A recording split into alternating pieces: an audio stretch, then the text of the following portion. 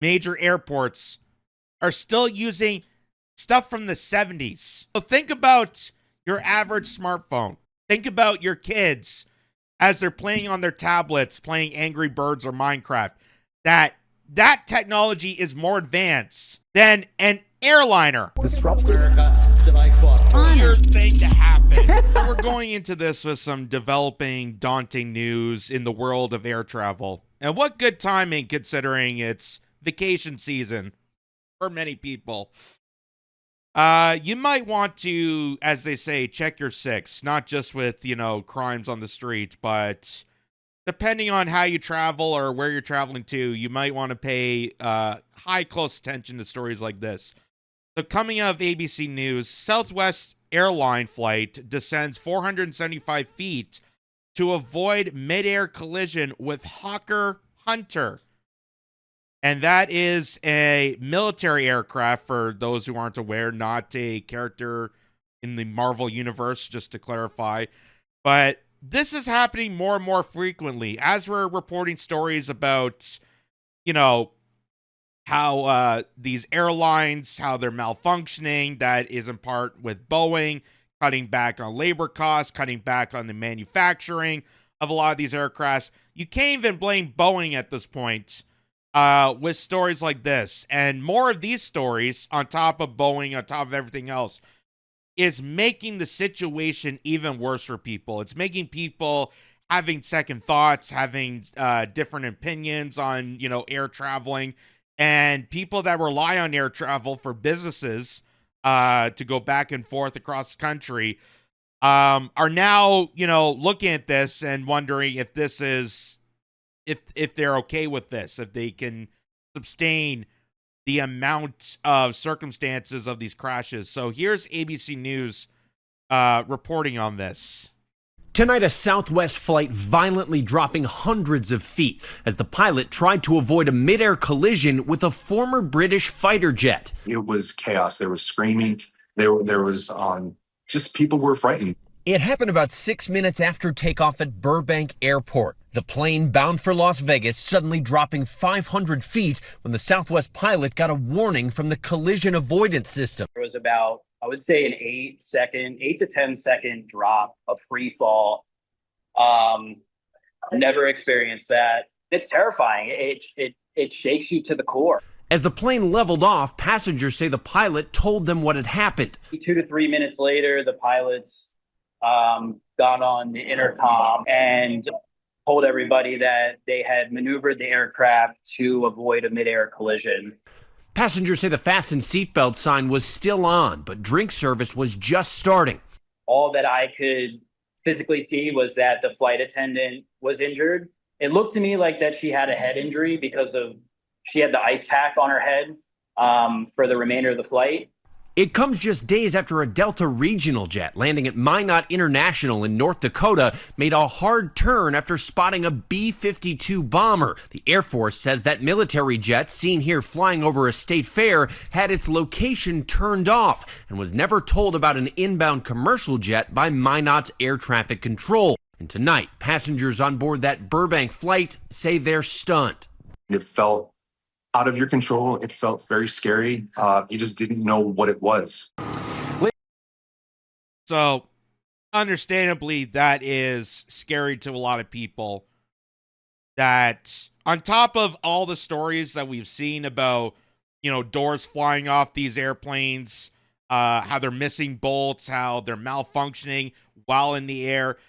Now you're dealing with possible collisions with military aircraft. And it's happening more and more frequently, which begs the question, why? Why is this happening? Why is this continuing to happening?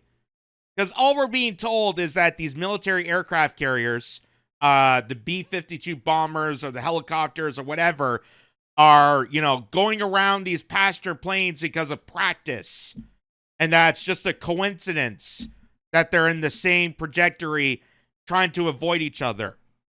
But why is this happening? Why is this ultimately happening?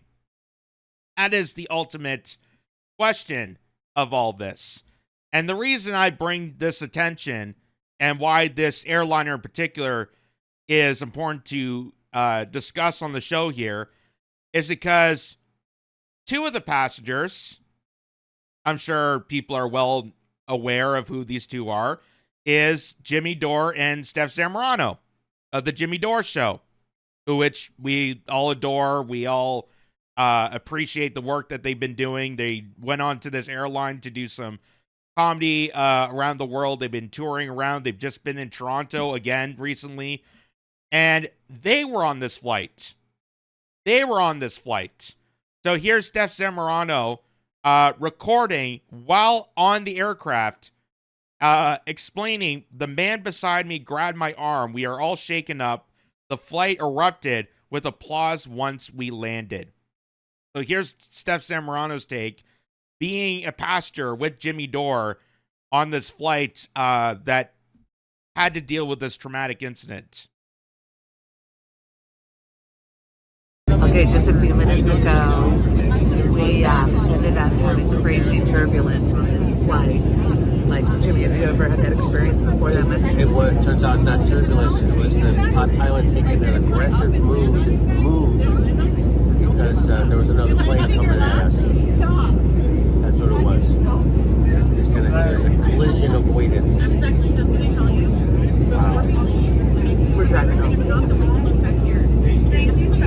Understandably, that is going to change a lot of people's minds, including possibly theirs. They're talking about, just maybe having to drive to places. I know it takes longer, and I know that driving is no different than airliners when it comes to collision. I mean, you see how disastrous pileups can be. Anyone that is frequent to know about the 401 here in the Toronto area, that's not safe either. And possibly one of the many reasons why, for me personally, I don't drive, because of dealing with possibly of collisions, and also just even walking to certain places could be deadly at certain points. So it's just crazy. And this is happening more and more frequently because, even as ABC reported, just a couple days ago, this is from PBS, a couple days ago, they had another airliner almost avoiding a collision with a B-52 bomber. So a Delta Airlines regional jet had to make a surprise hard turn on Friday to avoid colliding with a U.S. Air Force B-52 bomber. The SkyWest Flight 3788 plane was flying from Minnesota to North Dakota when it crossed paths with a B-52 bomber that was performing a flyover at the North Dakota State Fair. The commercial pilot made an abrupt and sharp turn to avoid a mid-air collision with the B-52. So again, my question to both the airliner and the military involved in these incidents is why? Why does this keep happening? You're able to figure this out. You're able to determine the flight paths of all these different airliners. You can go online right now and see the flight logs of all these different airliners. So you have a rough idea of where exactly these planes are flying. So why does this keep happening? And why has this become more and more frequently on top of malfunctioning planes done by Boeing? And Boeing is the #1 air manufacturer because everything's been monopolized to come out of Boeing. And they're cutting back on labor and cutting back manufacturing costs. That also adds tension to people flying across the United States and around. So here's what this is PBS, what they had to say. The FAA is investigating what led to a heart-stopping moment in the North Dakota skies this weekend. A Delta Airlines regional jet had to make a surprise hard turn on Friday to avoid colliding with a U.S. Air Force B-52 bomber. The pilot later apologized to passengers. Sorry about the aggressive maneuver. It caught me by surprise. This is not normal at all. I don't know why they didn't give us a heads up. The passenger flight was SkyWest Flight 3788, flying from Minnesota to North Dakota. The B-52 bomber was airborne to perform a flyover flyover at the North Dakota State Fair. Both SkyWest and the Air Force have said they are also investigating the incident. For his actions, the pilot of the SkyWest flight was met with applause from the passengers, and the plane landed safely in Minot. So the FAA and the Pentagon are essentially investigating themselves, even though the cutbacks, the big beautiful bill, Doge, Elon Musk, gutted a lot of the services of the FAA, causing these shortbacks, causing air traffic controllers to virtually not exist. But now you're telling me that there's enough people to not only do the job of air traffic controlling, but investigating themselves for these frequent, almost by a hair, collisions that happen between military craft and passenger crafts. This is just, it's so daunting. It's so daunting, and it makes people, including myself, really speculate the idea of traveling. And this is not the news people want to hear around this time of the year when more and more people are vacationing. They're trying to get out and enjoy the world and enjoy parts of America. This ultimately could add to many of the other factors of why Canadians, as they're watching this, are second-guessing their trips to America. Of course, we know about the trade war. We know about, the fear tactics along that. But this is another factor. Like, do you want to waste the money, hundreds to thousands of dollars for air travel that you could possibly be collided with, that your life is in pure jeopardy because of possible collisions or a malfunctioning plane that could easily be resolved if they actually took the time to invest into their country, invest into air travel? It reminds me of segments where, everyone got angry at someone like Tucker Carlson for going to Russia and complimenting their transit system. Oh, the subways are beautiful over there. And everyone got so angry at Tucker Carlson for pointing that out. But they didn't get angry at the fact that they're wasting tax dollars instead of investing it in New York City subways and making them beautiful with the amount of taxes they pay. They're not angry at that. They're angry at someone like Tucker Carlson for going across the world and noticing that, this country actually took the time to invest their money properly. Why can't we do that? Why can't we in America do similar actions that's working beneficially in other parts of the world? Why is that the case? Why is that the case? And this on top of people still having almost like PTSD moments. We know about what happened in Washington, D.C. Obviously, this was kind of the wake-up call for people to really look at air travel, look at the FAA, look at, the problematic situation that passenger crafts are in, that airline traffic control is on the verge of collapse, and with Doge coming in to completely collapse it, it made it even worse. So a significant emergency response is underway, and a mass casualty has been declared after an American Airlines jet collided with a D.C. police helicopter in a possible midair collision. So Rod D. Martin, who I believe is, let me see here, he's the founder, CEO, Martin Capital, philosopher capitalist. That's an interesting title. But anyway, he states, breaking, FAA's air traffic control system is on the verge of catastrophic failure. What they don't want you to know about the 2.4 Verizon disaster, $2.4 billion Verizon disaster, and how Elon Musk is stepping in to save American lives. So this is what they claim. This is what Doge was claiming, that, the air traffic control system, the airport structure, you go to these regional airports, you go to international, you go to New York or LAX or JFK, you go to these big giant airports and they are collapsing. they are collapsing.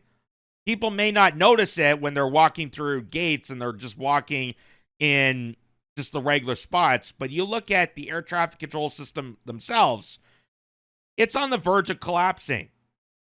And what I don't understand, and this is something that I questioned with Doge and their intent in gutting and cutting back on, the spending of all these systems, is why did they take the money out of something that easily could have just invested properly? And if they did believe that there was fraud, that there was corruption, why didn't they just change the ruling or change the system to make it impossible for that corruption, or make it less likely prone to corruption and fraud and abuse? Why did they take that money and take it out of the system when it's vital for services like airliners, when it's a vital service for people traveling across the country and traveling abroad? Oh, because Doge was actually not really going after fraud and abuse, because if they did, they would have went after the Pentagon. But thank God we took the money out of air traffic controlling, along with healthcare, Medicaid, Social Security, all the vital services that Americans depend on. Took it out of those to put it to the Pentagon, that lost $21 trillion in an instant, that they still have no idea where it went, and have failed every single audit that has been presented in front of them. So thank God that abuse is still going on. Thank God that fraud, that scheme, that abuse is still going on in the Pentagon. But we don't have the money, apparently, to fix air traffic controlling. So that's what makes this so daunting, so speculative, is why? Why does this keep happening? Why in the United States of America, as they're telling people to travel around, as they're encouraging more and more people to travel to different states, why are they making it worse for people to go on airlines? Why has it become so daunting to go on to a passenger jet? So here's Rod D. Martin again, stating, fixing America's broken air traffic control. It says $12.5 billion for a total ATC overhaul. That's the air traffic controllers. Replacing 1970s tech, floppy disk, copper wire, and rotary phones. I kid you not. That major airports are still using stuff from the 70s. So think about your average smartphone. Think about your kids as they're playing on their tablets, playing Angry Birds or Minecraft. That technology is more advanced than an airliner, than going to a major airport where thousands upon thousands of people go every single day to fly a craft, to fly an aircraft going from place to place. Think about that. Think about how crazy that is. And how nobody, not the Trump administration, not the Biden administration, nobody really, by the Democrats or Republicans, have took the time to actually invest properly into a major source of transportation for people. So it also says new radar, fiber optics, near miss prevention tech, better training for air traffic controllers, fewer delays, and safer skies. Again, why is this not happening? Why is this frequently still continuing? Why is Boeing still allowed to make faulty aircrafts and sell it off to these regional airlines that people are going to fly on, that they put their money towards, that they put their lives at risk, and Boeing has never been properly adjudicated. They never prosecuted them. They never went after the corporation. Why are they still allowed to make airliners? Why is the military allowed to go around and intercept passenger aircrafts at the same time? I thought you guys were supposed to have sonar and radar systems that are able to determine what's in the sky, what's in front of them, and can properly dictate where to go around certain areas. Why are they doing this? Why does this keep happening? That's the ultimate question. That's the ultimate question. And it's putting people at an alarming state to wonder if they want to even aboard a plane at this point. You know, if it was just a Boeing issue, I'm sure people got around away from Boeing. There's ways you can actually avoid using a Boeing craft. It's harder to do. It's not easy to avoid a Boeing craft, considering the fact that they are the largest monopolist of aircraft manufacturing. It is harder to do, but people find a way to avoid using a Boeing aircraft. But how do you avoid this? How do you avoid this? And why is there no call to action to actually deal with this in a proper way?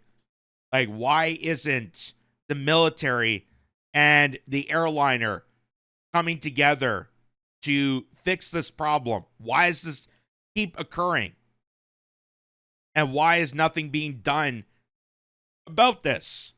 Because even when PBS said there, oh, well, the FAA is, investigating themselves. The same FAA that is underdeveloped, underfunded, and because of Doge, it's on the verge of collapsing in total because of the major cutbacks that they did to air traffic controlling. How are they going to investigate themselves? How? How are they going to investigate themselves when they don't even have the money or equipment to do the jobs that they're supposed to do? And why isn't the military investigating? Why are they getting scot-free for military aircraft, for B-52 bombers to intercept the same airwaves that a passenger jet is? So many questions and more, but that is just haunting. That's just haunting. And all it makes me say in conclusion of all this, I try to be optimistic, but a lot of these stories you can't. But I will say this is definitely a PSA moment or kind of an advertisement to get high-speed rail going. Like, it's possible. It's possible. We can have high-speed rail. We can avoid using these deadly contraptions and putting ourselves at risk, costing hundreds to thousands of dollars for people to travel.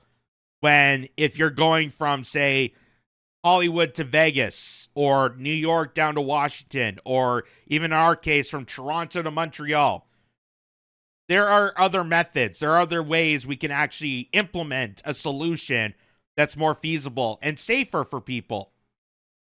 Just saying. And also, to leave off with this, and this is kind of a teaser for our next segment here, but on the other side of the world, because as American airlines are dealing with near-death experiences, the British government is banning people from going on holidays as part of carbon passports introduced. So, one side, you kind of don't want to go on an airline because your life is that much at risk more and more every single time you hear these stories. And on the other side, the government is barring you from going on vacation because of carbon credits, because of an allowance that they gave to their citizens, that you're discouraged from going on airplanes, from traveling abroad, from going around and visiting people, because the government is dictating you. So that it's very, very, very just daunting to deal with air travel and just to deal with all that. As you heard Stef and Jimmy say that they're considering just car travel at this point. Ultimately, no transportation is set in stone safe. And more is at risk with just these faults, with these just catastrophic errors that could have been easily resolved if they'd done it accordingly and they invested properly. But because we live in psychotic times, because we have psychotic rulers that just don't give a damn, more and more of this is going to happen. More and more of this is going to happen. And I don't know what more is going to take for people and passengers and viewers that are watching to not speak up, to actually do something, to call for action, and really have a proper, full-on investigation from the Boeing malfeasance to the mismanufacturing of airplanes to these collisions that are becoming more and more frequently that they're claiming is, oh, just practice. Oh, we had this helicopter near a passenger jet for practice. What are they practicing? And why does this keep happening in so many different areas? You know, that B-52 bomber. Oh, it was for the kids at a carnival.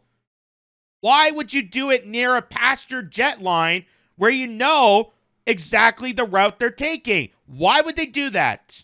Why? That's the questions we should be asking.